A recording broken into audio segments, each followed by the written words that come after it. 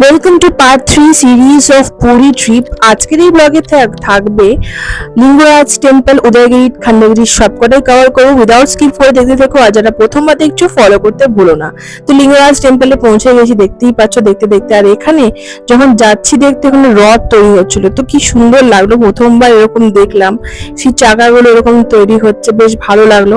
আর যেহেতু আমরা ওডিটিসি বাস বুক করেছিলাম বলেছিলাম আগের ব্লগে, তো ওরা একটা দিনে 6টা-7টা জায়গা কভার করেছিল ওরা চোখ, তো ওরা একদিন রাশিং এ জিনিসটা আমাদের দেখিয়ে দেয়। তো লিঙ্গরাজ টেম্পল সামনে দিয়ে ঢুকতে গেলে অনেক লাইন ছিল, তো আমাদের পেছন দিয়ে জাস্ট দেখালো ওরা, দেখতে পারলাম। সেই জন্যই আমি প্রেফার করবো সকাল সকাল ভোরবেলায় কোনো জায়গায় গেলে আগে থেকে গেলে একটু ফাঁকা থাকে, আর কিছুই না।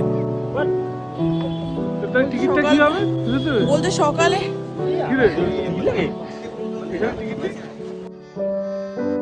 गजब बेइज्जती है।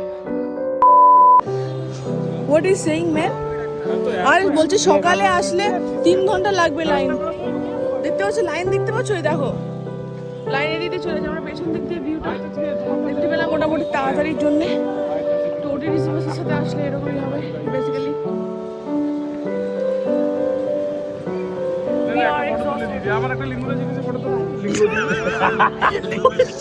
Control control. एलिफेंट केव्स आप लोगों को देखने के लिए मिलेगा। फोटो खींच के वहाँ पे एक शिलालिपि है, फोटो खींच के फिर इस स्लोप से आप लोग नीचे उतरेंगे, ये सेफ जोनी है। उसके बाद फिर इधर चढ़ेंगे खंडगिरी। ठीक है, चलिए प्रोसीड। इधर में आप लोग चढ़ नहीं पाएंगे। তো চলো তোমরাও আমাদের সাথে এই উদয়গিরি এর পাশে ঠিক খণ্ডগিরি আছে, তোমাদের সাথে শেয়ার করে দিই ভিউটা কিরকম লাগছে ওপর থেকে। অসাধারণ, ওপরে আসলে একটু কষ্ট লাগবে, যারা এজেড বলবো আমি বলবো তোমরা যাও, তোমাদের যাওয়াটা একটু চাপেরই হবে। তো এই সব জায়গাগুলো সত্যি কম বয়স থাকতে থাকতে না ঘুরতে পারলে শেষ বয়সকালে ইচ্ছে হলেও কিন্তু যাওয়া যায় না।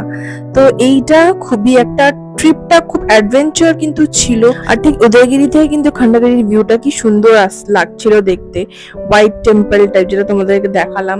তো চলো চলে এসেছি খণ্ডগিরিতে। আর এখানে কি সুন্দর এই আর্টিস্টরা কি সুন্দর ভাবে সব ড্রয়িং গুলো, শিল্পটা মানে দেখে আমি যে স্টান্ড হয়ে গেছিলাম। এখানে কি সুন্দর ন্যাচারালি বসে এরা সবাই পেন্টিং করছে, আমার তো বেশ ভালো লাগলো। যাওয়ার পথে আমি একটা জিনিস দেখতে পারলাম। তো এই উপর থেকে ভিউটা অসাধারণ, মানে জাস্ট বলে বিশ্বাস করতে পারবো না। ভিডিওর মাধ্যমে তোমাদের দেখানোর চেষ্টা করছি, কিন্তু চোখের সামনে না দেখলে এই দৃশ্যটা তোমরা ফিলই করতে পারবে না। তো তারপরে ডেস্টিনেশন ছিল জুলজিক্যাল পার্ক, যেটা বললাম নন্দনকানন। তো চলো এখানে চলে এসেছি, দেখাচ্ছি তোমাদের।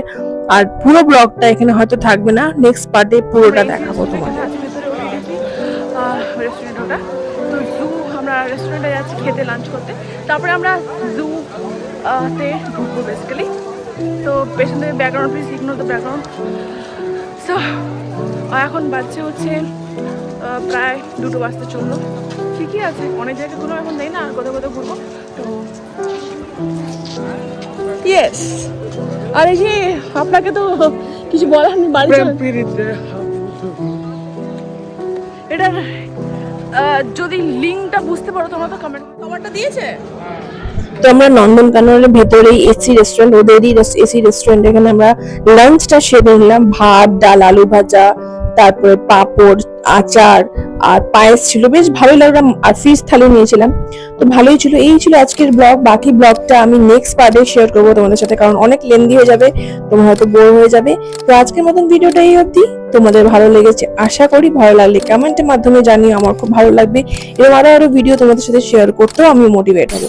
থ্যাংকস ফর ওয়াচিং, আর ফলো করে দিও।